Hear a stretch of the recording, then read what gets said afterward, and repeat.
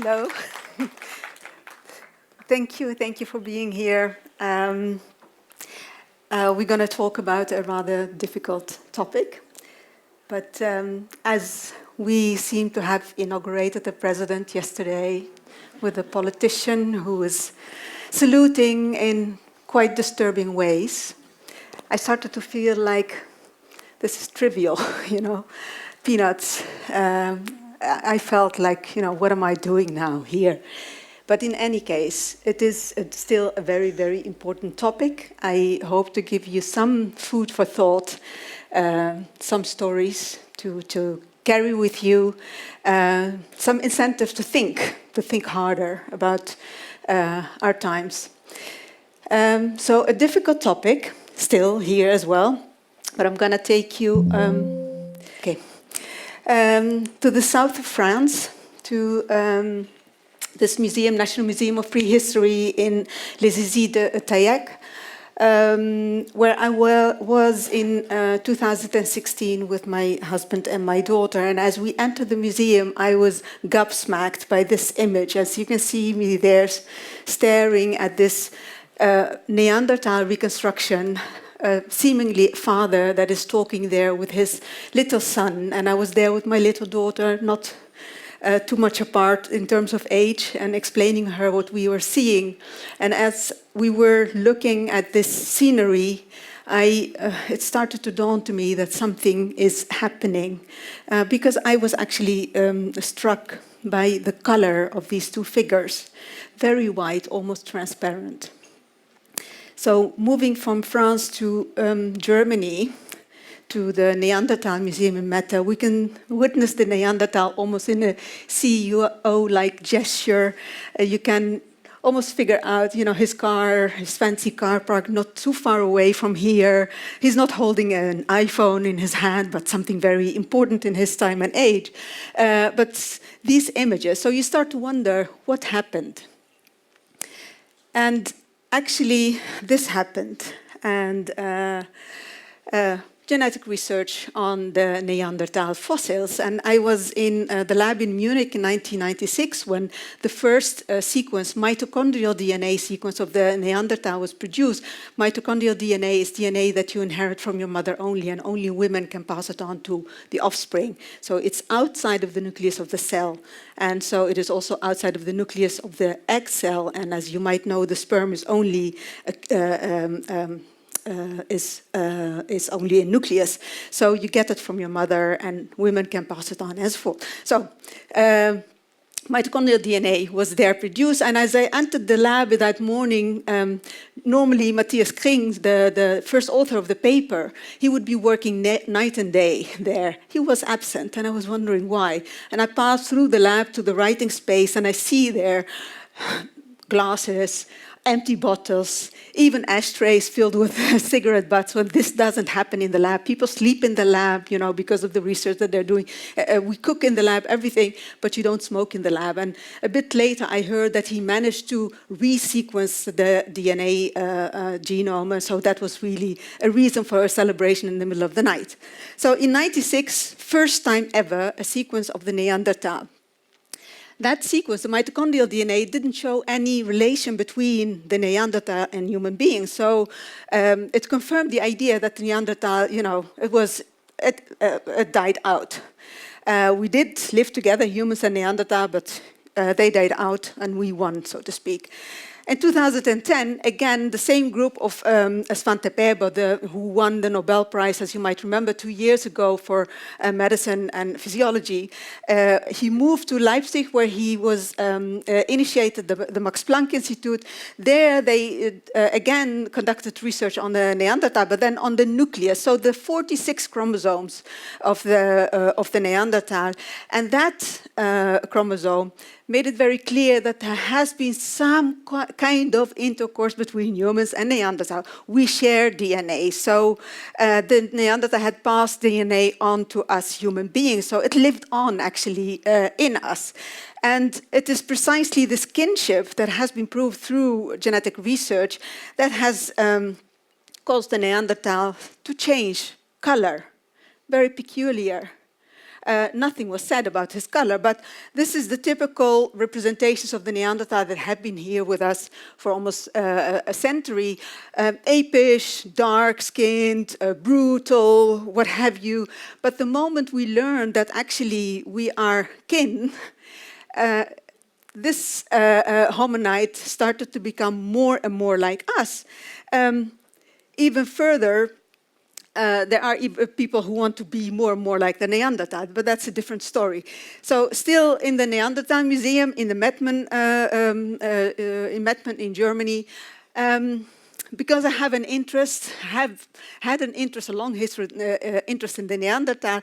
Two friends of mine from the US, they were in the museum and they sent me this postcard that was hanging in my room for almost 3 years. You know, these figures here were staring at me and I was staring back at them, trying to understand what I was looking at.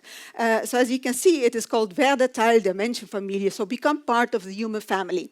So what we're presented with is very a nice, interesting, mingled family that is open, generous, a happy diversity, one could say.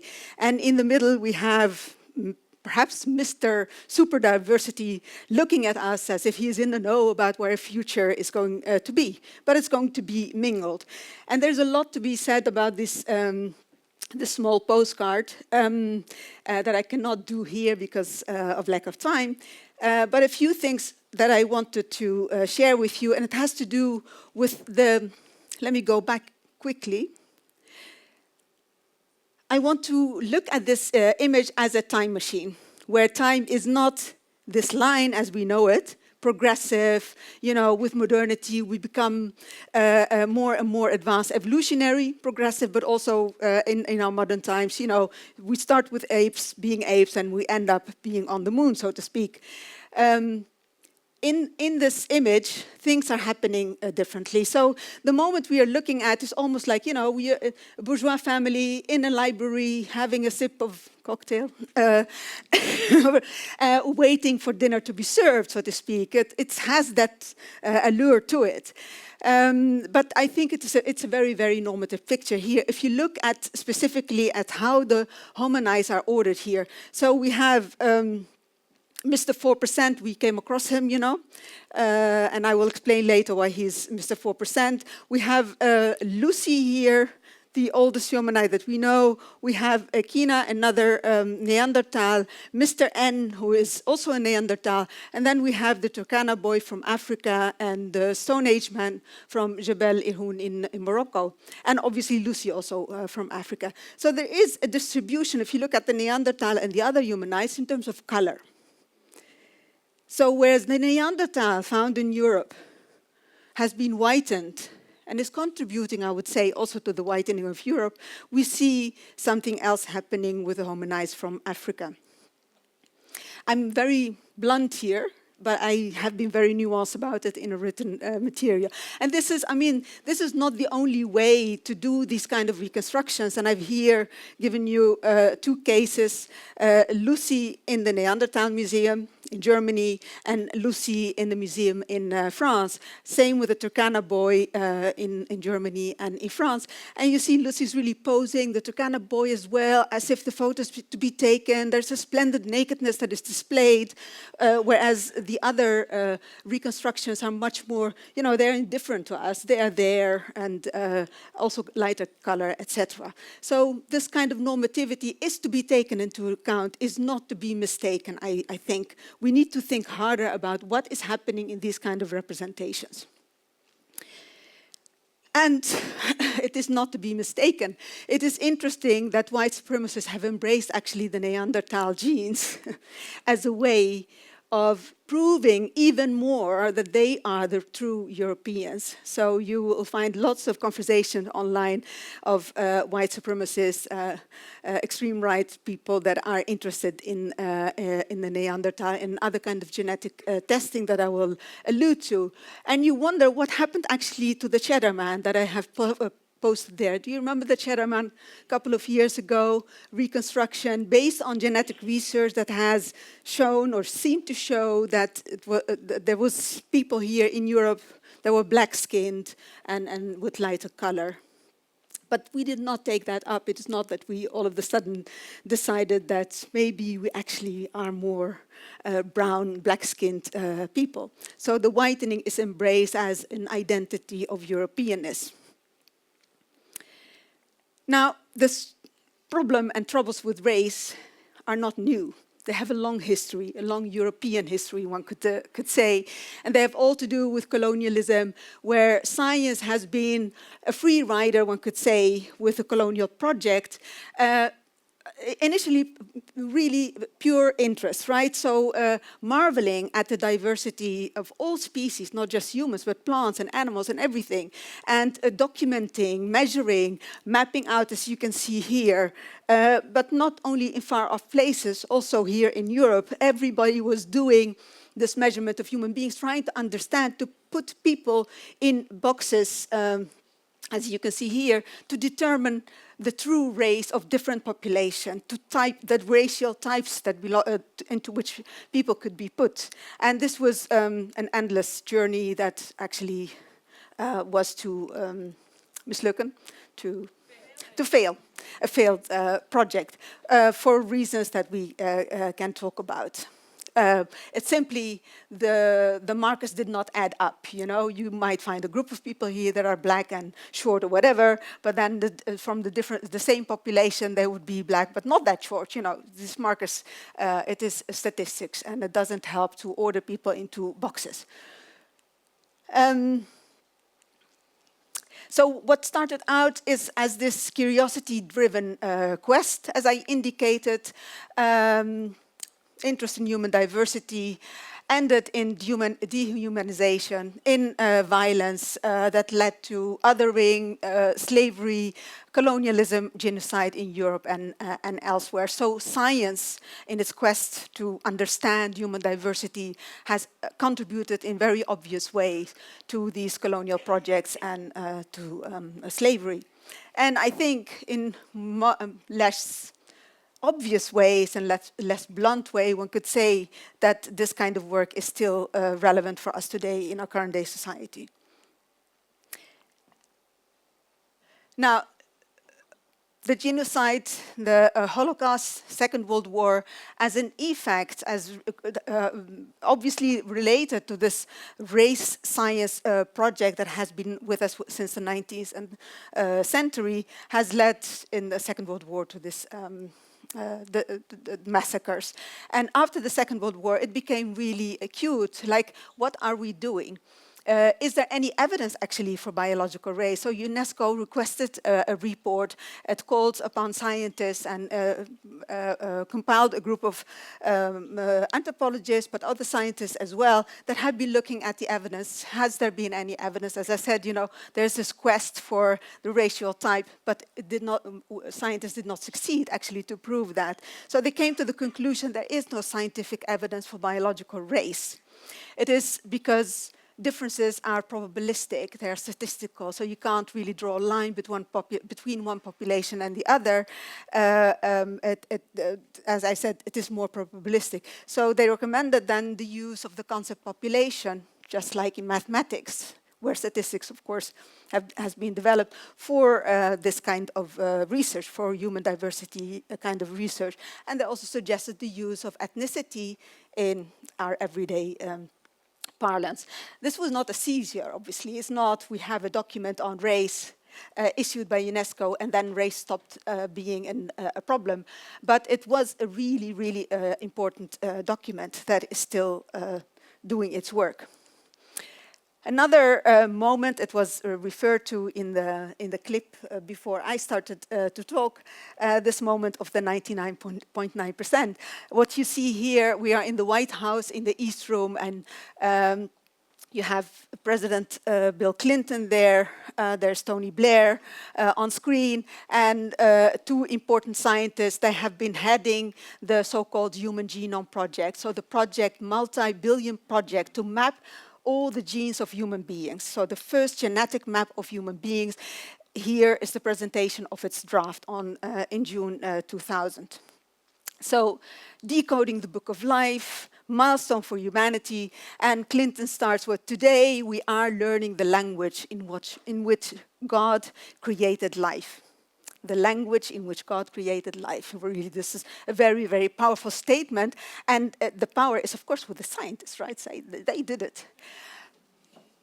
And he said, of course, you know, the great truth that emerged from this triumphant expedition into the genome, that in genetic terms we are all, regardless of race, more than 99% the same. So at that moment, the world could breathe again because, you know, it's the first time after the Second World War that this international endeavor into genetics happened. People were afraid, of course, of a re-racialization of differences, a re-biologization of differences. And here we learn that in the genes we are all equal. There is commonality in the gene. But indeed, of course, the 0.1%. So that became the most interesting part about this genetic journey.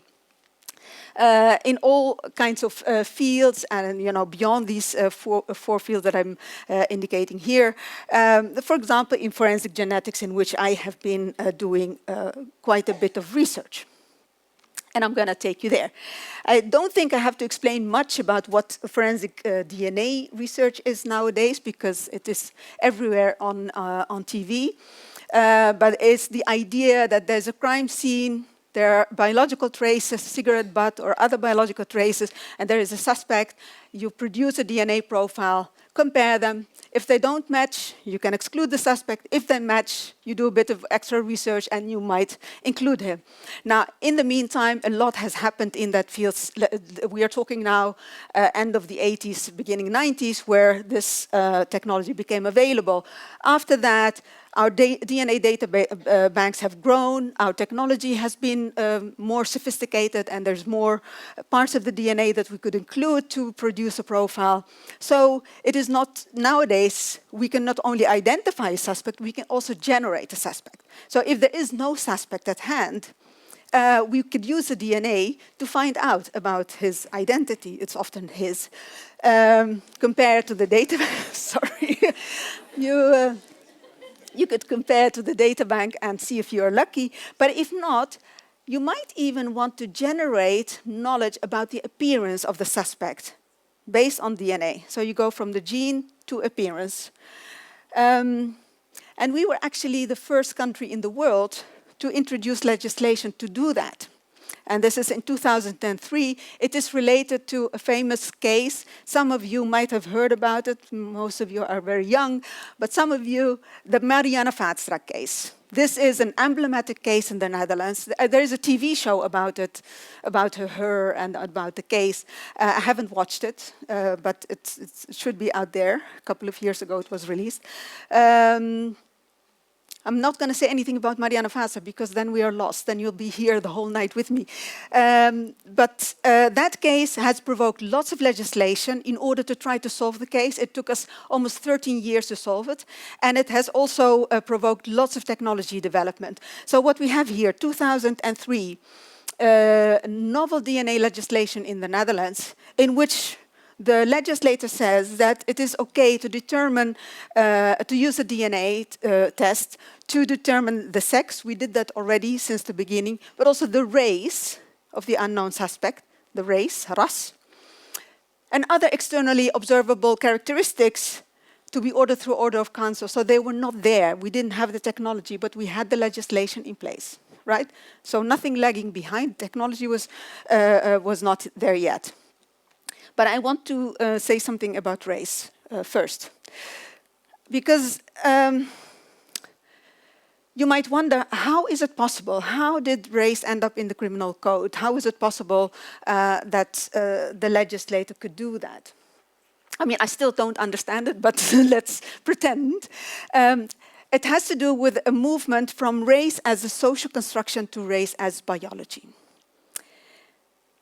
And I will try to explain that. So we have race in our constitution, even, as you remember, Article number 1, where race is mentioned as a way to protect people against racism, right?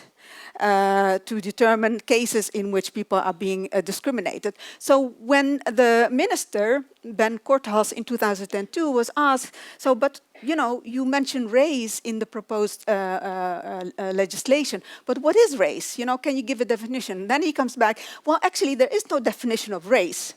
This term has mainly been applied to determine cases in which citizens need to be protected against discrimination. So what we have here is actually race as a social construction, as you know, different variables that people might use to cluster people in society. So that can be culture, it can be language, it can be religion, it can be color, but it is not a biological definition of race. People can also identify through these kind of categorization. But the legislation that was proposed by Korthals is really a movement from a category or a concept of race that is there meant to protect citizens against racism to a category of race that is not only a movement from social construction to a biological, but that is also risking how to say this, that is providing a risk for certain citizens to be categorized in a racial way or to evoke racism against citizens based on a biological definition. So this is a movement from social conception, social construction of race to race as biology, and a movement from a category that is there to protect citizens to category that might provoke racism against citizens, right? So this is why this is really a very, very problematic legislation. But it is there and very hard to get rid of. Now back to DNA phenotyping, or this law for, or externally visible characteristics, right? Determining some aspects of the unknown suspect based on DNA. This is what we can do. As I said, sex differences, biogeographic ancestry is, you know, to what places in the world, or the profile of the unknown suspect, does it look more like, say, a European profile, or more like a profile of from the Mediterranean region, or yet another populations living in other parts of the world. So that is biogeographic ancestry. Basically, that is the category of race that the minister was using. Eye color, hair color, skin color, age. These are all probabilistic approaches, right? You can't say, I know for sure that the suspect has brown hair, or I know for sure that the suspect is from a northwestern European region. So all probabilistic. And I wanted to pause a little bit with this research up here for a reason that, again, have to do with time, right? As I said earlier, this linear approach of time, I think I forgot to mention it, but for example, in this image, the human family image that I showed you with the Neanderthals and the other humanites, the people that were put far away were actually closer to modern humans than the Neanderthal, for example, if you look at the Stone Age man from Morocco. Now here we have another moment where time is also playing in very interesting ways. Because if you look here, we are looking at genetic research that has been done on the skull, where a number of genes have been determined for the form of the face, 9 genes. This is, of course, high tech. This is frontier science. We have genetics, we have fMRI scans, and you know, this is your way to the moon, so to speak, a kind of science. But we need to remember that this kind of research cannot be done without this research, where thousands upon thousands of human skulls have been studied, collected, mapped, categorized, you know, the race science that I have been talking about, and this is still among us. It is not explicitly present in shiny laboratories, but it is a sedimented practice that is to be found there in the theories, in the statistics, as well as in some of the algorithms that are being used. So specifically nowadays with, with AI and other generative algorithms, it is really important to learn, so what is actually built into these machines and how is this prior knowledge, not a kind of knowledge that we have left behind, say after the Second World War, but it is still present there in the clinics and in the laboratory. So this is an important way in which time is not linear, but is actually sort of folded in these kind of machines and in technologies. Now, and as I was working on forensics and specifically DNA phenotyping, you read lots of these kind of things, that there is this promise of the face, of a composite, genetic composite drawing, as the minister Courthouse was calling it, near perfect likeness, the finding of a photograph, on at the crime scene. And this is all presented as different from eyewitness account that cannot be measured, in terms of statistics. But in fact, and I stumbled over this as I was trying to be not that skeptical about the technologies, when I was reading about forensic sketching. In this journal, it was put like this: well, does the drawing of forensic sketching need to look exactly like the perpetrator to be effective? No, it does not. In contrast to commonly held belief that highly detailed photographic images are more effective, these images actually narrow down the scope of interpretation on the part of the viewer. So instead of looking at the picture, you decide, oh, I don't know the person anyway, and you go off. And so this means that these kind of drawings have to be incomplete to be effective.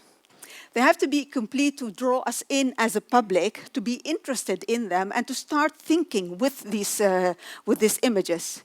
But the point is that these images, whether they are forensic sketching, by hand or by DNA, they don't produce the individual suspect, but a suspect population. And this is, this can be good or interesting, but we need to keep in mind that when we are talking about DNA, something else happens as well. So they produce a suspect population, but they also work, when it comes to DNA, much better when they hint at minority populations than what they hint at the general public. So, for example, with Marianne Vaatstra, when the profile said, well, suspect is probably a white Dutch man, North European, that didn't help us much, right? Because many people sort of fit in that category. But it does help when the category is a minority population in a particular city or in a country even. But it also risks the problem of race and racism based on DNA, which is really a different kind of exclusionary method, one could say. Now, having said all this, because I've been working in forensic labs myself, and many of my friends are actually forensic geneticists, and not just because of that, also as a citizen, I don't think that the conclusion is we should not use these technologies. But when using these technologies, because we use them for really very severe crimes, right? Rape, murder, and what have you, the horrific kinds, we have to be, very adamant to have precautionary measures in place to protect citizens against racism and against violence, potential violence. Now, I mentioned this case a couple of times. This is a case for the Netherlands, but also internationally we became very famous for this case, for the way we dealt with it, both legally and in terms of technology development. Yeah, and if you're interested in learning more, I put this publication on screen to look at the trouble with race in forensic identification. I want to take you to a film, a very short film, that some of you might have seen already, just to make the next step in this forensic DNA phenotyping.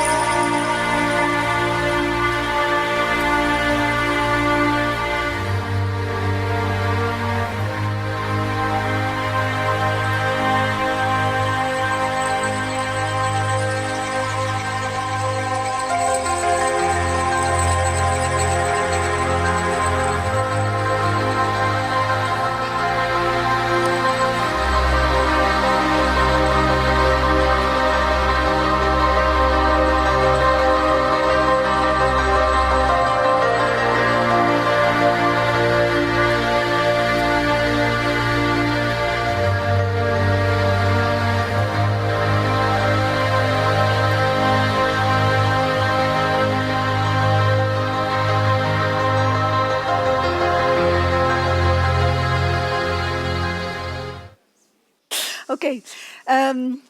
It was nice. I didn't notice that before, but somebody noticed online where this video can be found.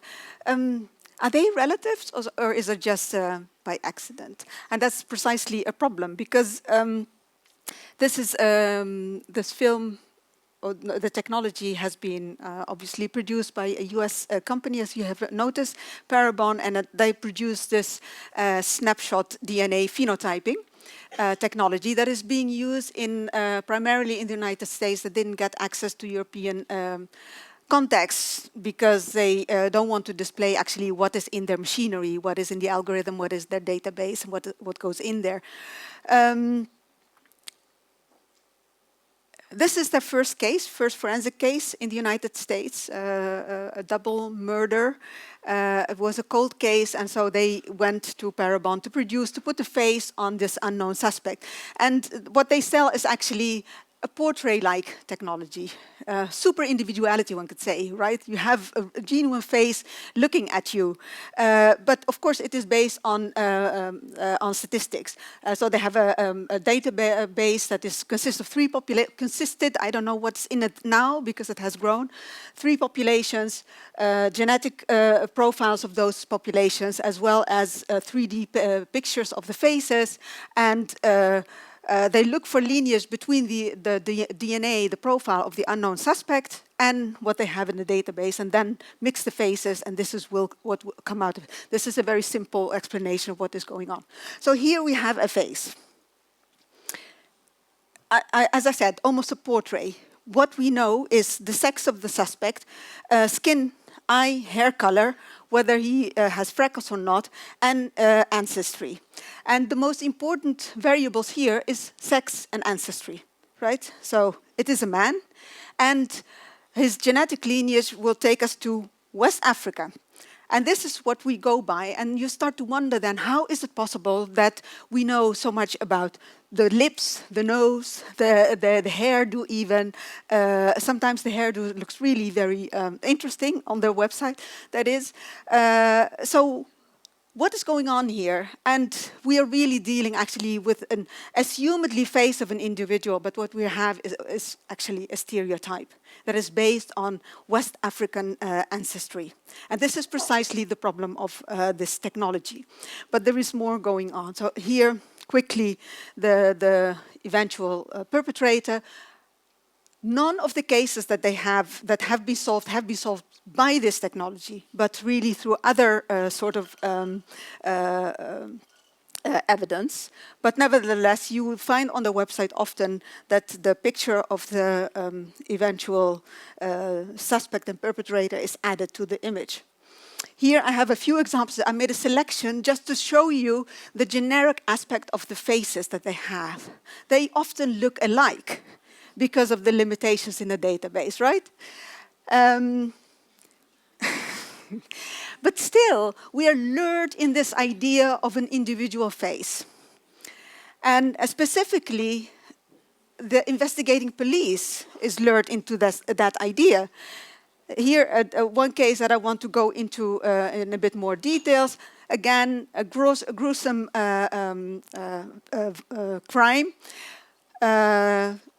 The case, the Brockton case, it is still unsolved. It is a so-called cold case, so they went to Parabon for help.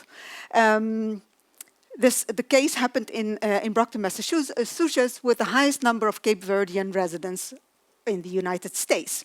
So we have a profile there that is really hinting at various different places, but based on this, it is suggested to the police that given where the case had taken place, it is probably a person with a Cape Verdean background. So here we have a press conference with the mayor. What does the mayor say? At the end of the day, we need some help from the public, and particularly in this case, I'm pointing towards our larger, rather large Cape Verdean community. We need someone to take a good look at this illustration to point us in the right direction.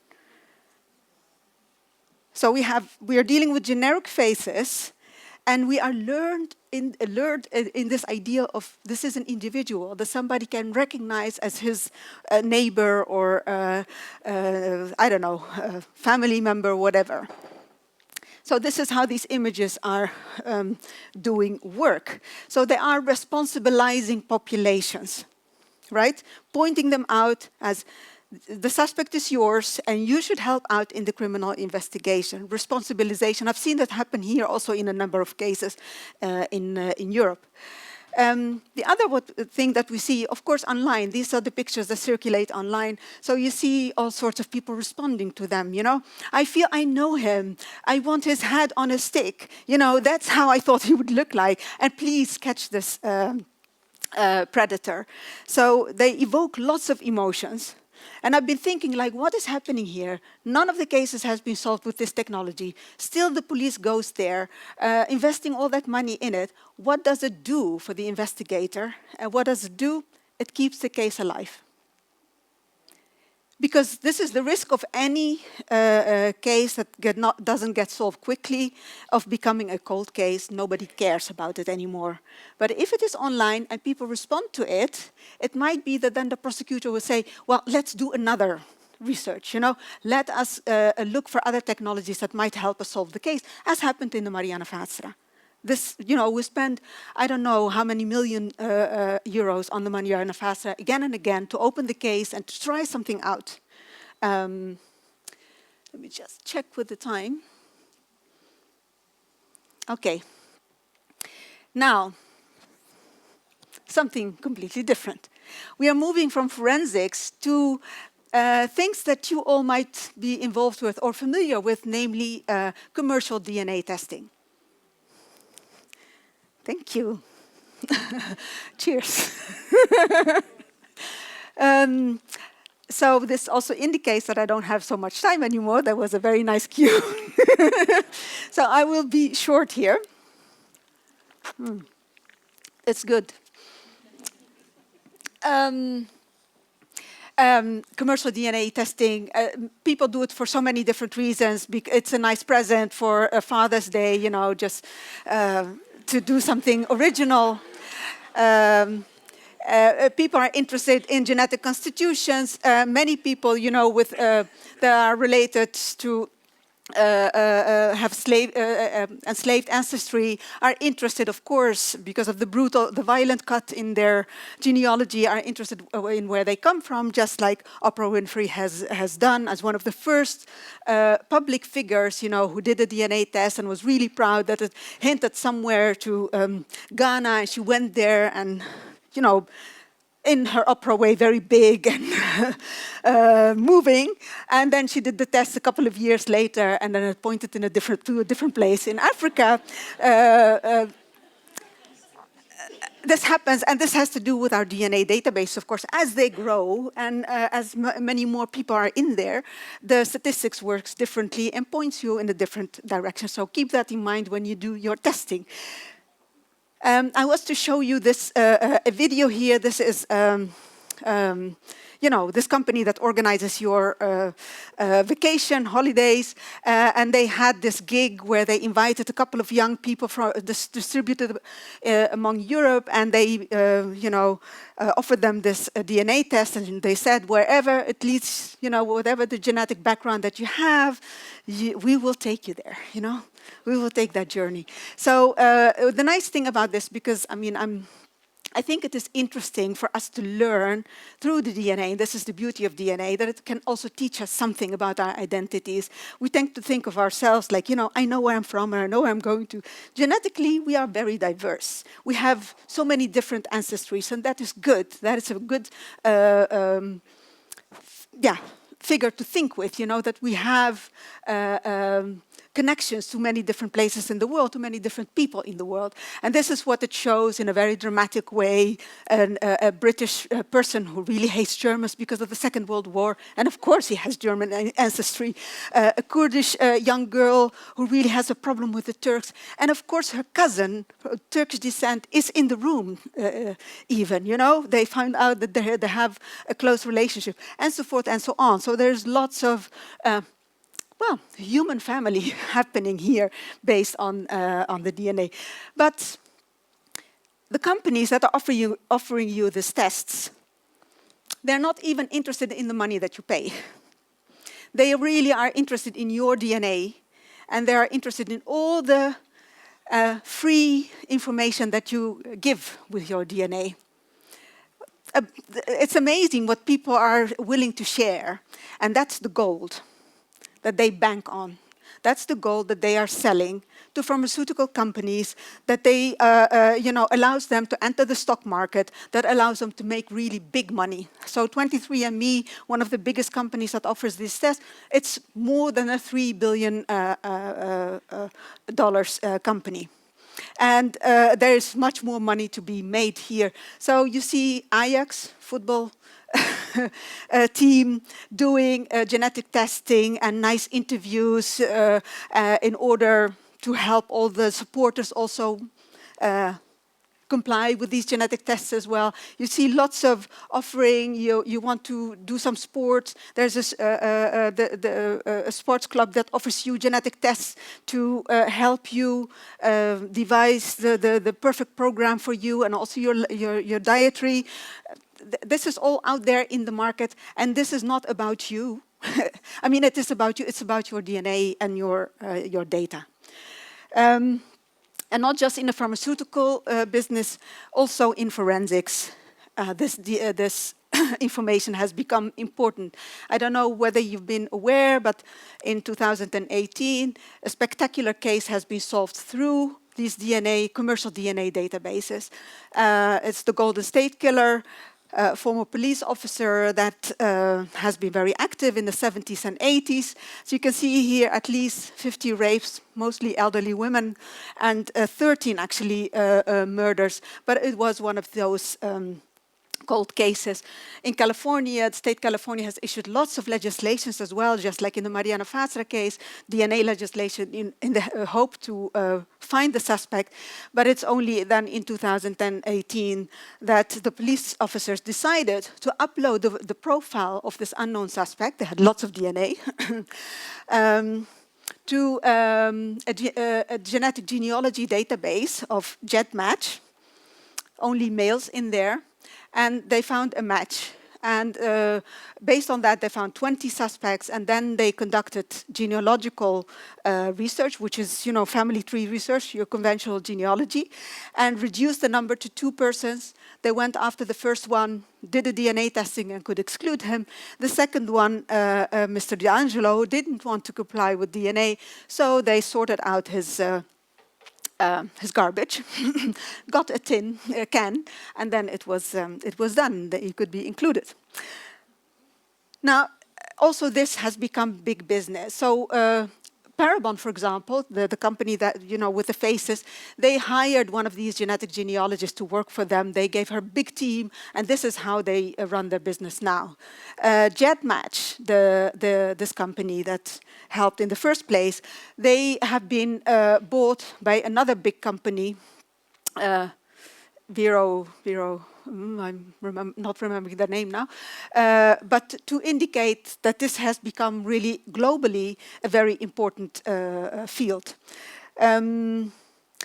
But of course, if you decide to do a DNA test, you're not aware that your DNA might be used for the solving of crimes.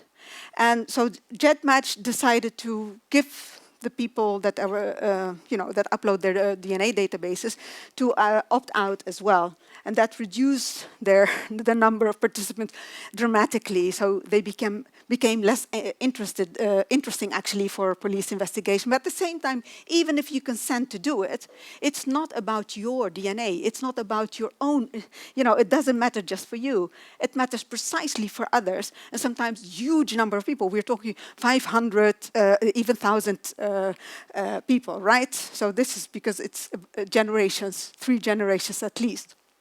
So we have a problem here with the DNA databases, like whose consent matters here. How are we going to regulate it in the future? Now, sort of to end, I mean, I've mentioned the white supremacists and the extreme rights. their belief in Europeanness and whiteness, Neanderthal kinship, their DNA testing for lactose tolerance. That's another, because the higher prevalence of lactose tolerance here in Europe compared to other populations. So these are all markers for them to prove that they are really European and that they are better, of course, than the rest. This is only a small part of the problem. The largest part of our problem is the ones that I have been trying to share here with you. So how to deal with our DNA databases, how to regulate them, how to deal with the problem of race. It's not going to go away. It is here, it's here to stay, and we are learning almost on a daily basis about institutional racism. So that means that racism is reproduced in society, that it is going to hook up, whether we like it or not, with this kind of genetic research and other kinds of type of scientific research, that we will be reproducing it in novel forms, and that it will do its work among us. How are we going to be careful about that, accountable for the kind of sciences that we produce, how to keep track of that? So these are the kind of problems that I really don't know how to solve, except on the very tiny case-by-case basis. So when we have, for example, a forensic case, of course, I talk with my colleagues, geneticists, but I also talk to the police and the prosecution about my point of view. But we can't say or solve these problems in general. So we are here, and we will have to stay with these problems and face them almost on a daily basis. And I think that is our duty as a society. Thank you.